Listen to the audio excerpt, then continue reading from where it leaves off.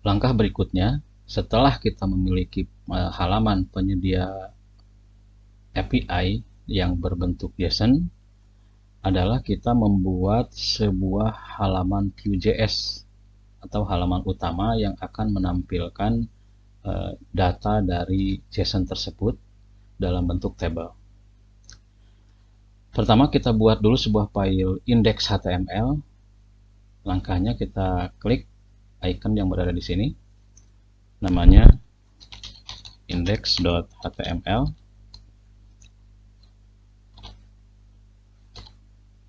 Di sini kita buat secara otomatis dengan bantuan dari Visual Studio Code-nya dengan memasukkan simbol tanda seru lalu tab, maka akan muncul seperti ini. Judulnya kita rubah menjadi tugas 3 misalnya.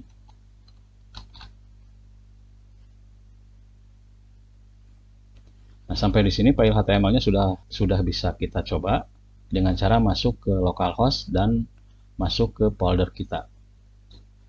Nah, ini localhost, tugas 3, enter. Maka di sini tertampil sebuah halaman kosong dengan judul atau title tugas 3 seperti yang kita buat tadi di file HTML-nya. Nah, selanjutnya kita akan memasukkan Vue.js ke HTML yang sudah kita buat tadi, dan dalam hal ini saya akan mengambil yang versi CDN dengan cara kita menambahkan script dari Vue.js di bagian head. Nah, di sini kita tambahkan script untuk memanggil Vue.js. Lalu pada bagian body kita buat sebuah div dengan ID app.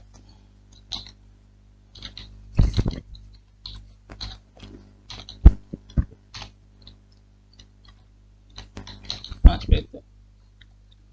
Lalu di bawahnya kita buat script untuk memanggil Vue.js-nya.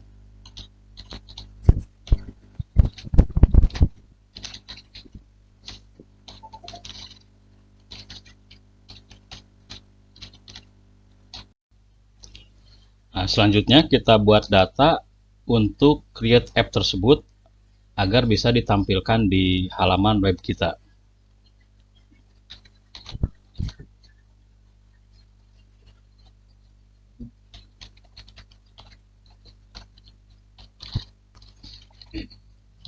Misal kita akan mereturn sebuah objek namanya judul, dan judul ini kita isi dengan daftar mahasiswa.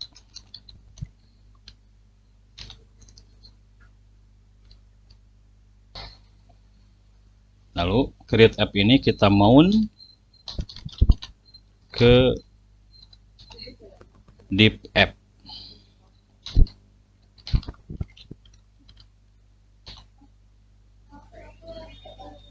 Maka di sini di bagian app kita tambahkan misalnya H1 untuk judul, maka di sini kita panggil judul. Nah, sekarang kita coba apakah Vue.js kita sudah berjalan atau belum dengan cara memanggil di browser. Nah, di sini kita refresh halaman yang tadi sudah kita tampilkan. Jika sudah muncul judul dengan kalimat daftar mahasiswa seperti ini, maka Vue.js kita sudah berjalan. Selanjutnya, setelah Vue.js kita sudah berjalan, sekarang kita akan menampilkan data dari database yang sudah kita buat tadi untuk ditampilkan di browser atau di halaman website kita dalam bentuk tabel. Di Vue.js, untuk mengambil data dari API, kita bisa menggunakan salah satu plugin yang bernama Axios. Untuk menggunakan Axios sendiri, kita bisa memanggilnya di sini dengan versi CDN. Selanjutnya, kita sediakan sebuah variabel untuk menampung data yang nanti diambil oleh Axios dari database atau dari API. Di sini misal datanya bernama students, bentuknya array seperti ini. Nanti setelah create app-nya selesai di mount, kita akan mengambil data dari API untuk ditampilkan. Nah, maka di sini kita akan buat sebuah metode saat create app ini selesai di mount. Nah, di sini kita tambahkan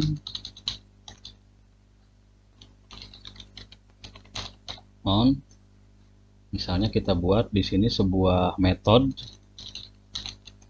namanya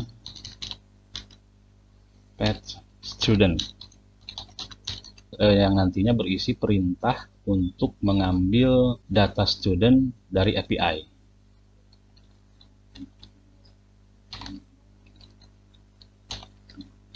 Nah, adapun isi dari metode pet student ini akan kita jabarkan di bagian metode di sini.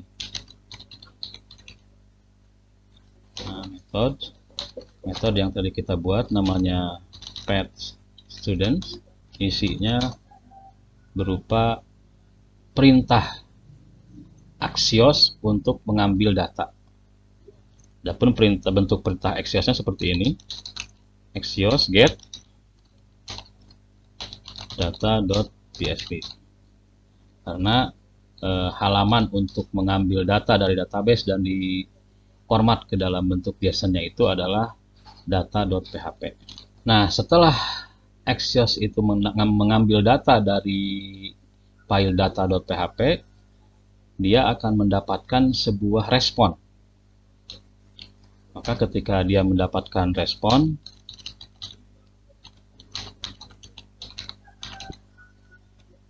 apa yang harus dia lakukan? Nah, yang harus dia lakukan adalah pertama, menyimpan hasil dari respon itu ke dalam sebuah variabel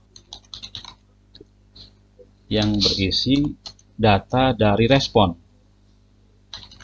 Response.data.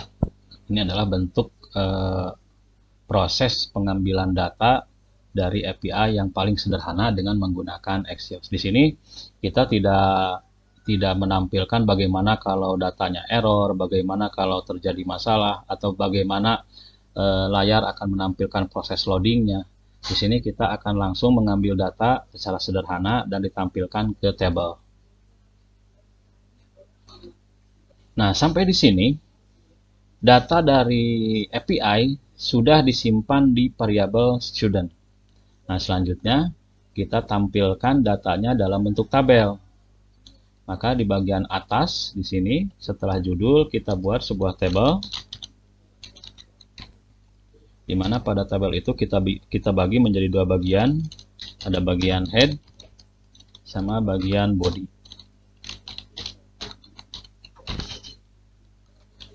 Pada bagian head ini, tabel header, kita buat identitas kolom. Yang pertama, misal untuk kolom name. Yang kedua, untuk kolom nama mahasiswa.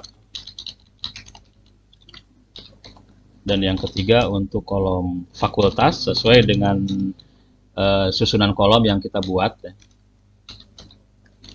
Dan yang terakhir, kita buat kolom identitas kolom untuk kolom program studi. Nah, selanjutnya pada bagian body, kita akan menggunakan looping atau pengulangan untuk menampilkan data dari database. Data dari database yang sudah diambil melalui API dan sudah disimpan ke dalam sebuah variabel namanya student tadi. Di mana student itu bentuknya array. Sehingga kita dapat melakukan sebuah pengulangan di sini. Adapun yang akan kita looping itu dari mulai tr row di table. Perintah untuk looping di QGIS kita bisa menggunakan v-for.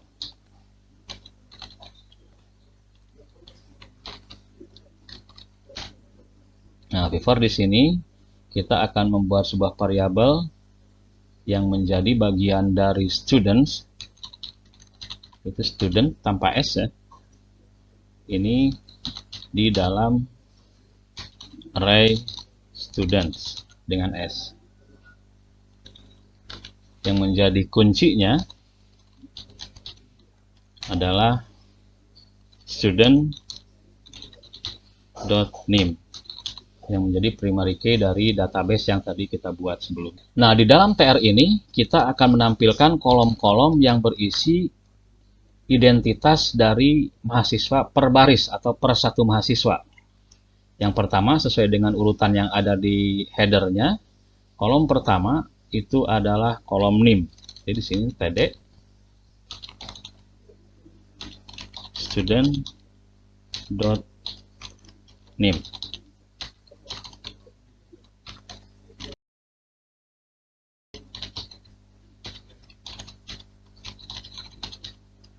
Setelah name, nama, ini harus pada bagian ini harus sangat sesuai, harus sama persis dengan nama kolom yang ada di database kita ya.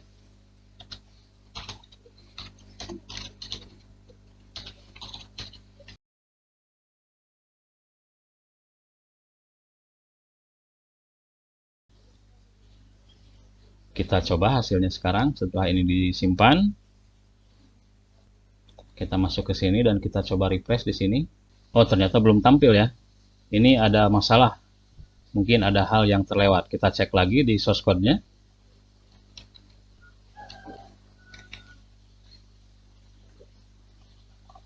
Oh iya, di sini typo ya. Ini harusnya pakai N, response.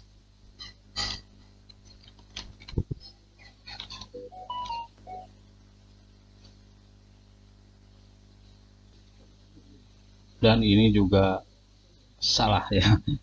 Typo juga, harusnya methods ya.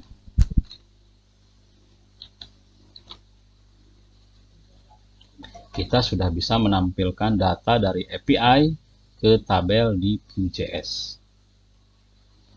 Nah, bagaimana seandainya kalau kita ingin menambahkan kolom nomor urut sebelum kolom name misalnya? Caranya kita akan mengambil indeks dari looping untuk dijadikan nomor urut. Maka di bagian for ini, di bagian looping ini, selain kita mengambil student, kita juga akan mengambil indeks. Sehingga di sini karena lebih dari satu objek yang kita ambil, kita buat di dalam kurung.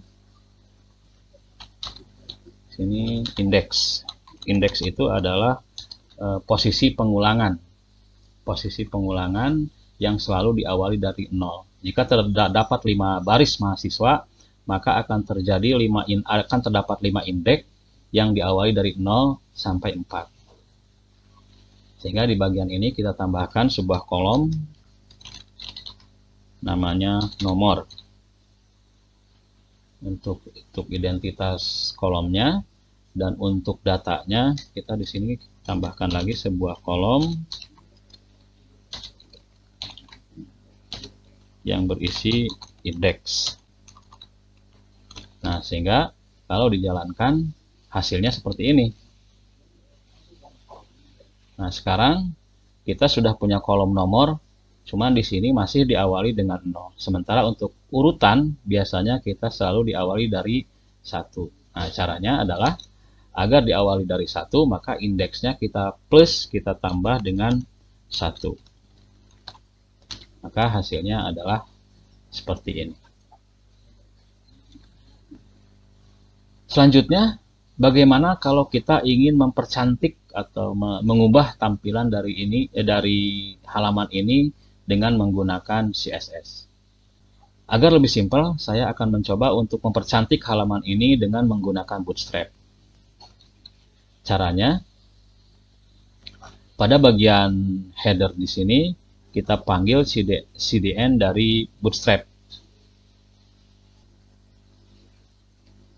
Nah, di sini kita panggil CDN dari CSS Bootstrap. Dan pada bagian app ini kita jadikan sebagai kontainer dengan cara seperti ini. Class sama dengan container. Nah, kita coba. Kita lihat hasilnya.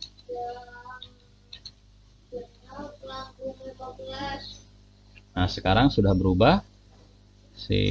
Posisinya juga sudah berubah.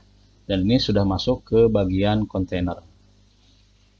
Oke. Pada bagian tabelnya, kita sesuaikan juga dengan Bootstrap. Maka pada bagian table di sini kita tambahkan sebuah kelas namanya table.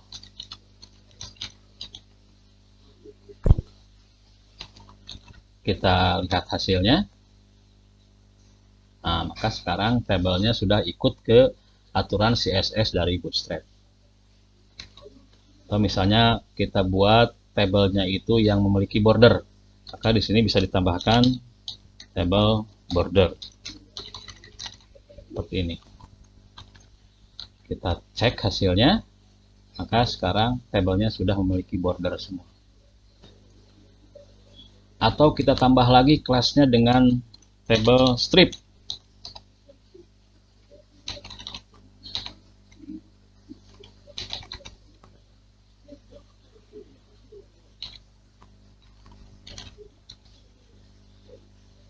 Nah, kelasnya seperti ini. Atau pada bagian headernya kita buat menjadi hitam. Kita tambahkan di sini kelas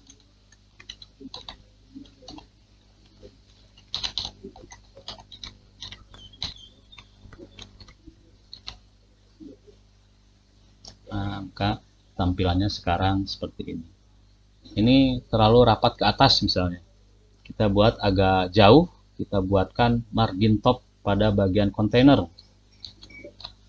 Maka di sini kita tambahkan MT 5 misalnya. Ini jarak dari untuk margin top dari kontainer. Nah, hasilnya seperti ini. Oke, sampai di sini tugas kita sudah selesai. Sekarang kita sudah berhasil menampilkan data mahasiswa yang diambil dari database melalui API. Pada tugas ini, kita menampilkan data tersebut memanggil API itu dengan plugin Axios. Terima kasih. Selamat mengerjakan tugas dan jangan lupa deadline-nya. Jangan sampai terlambat ya.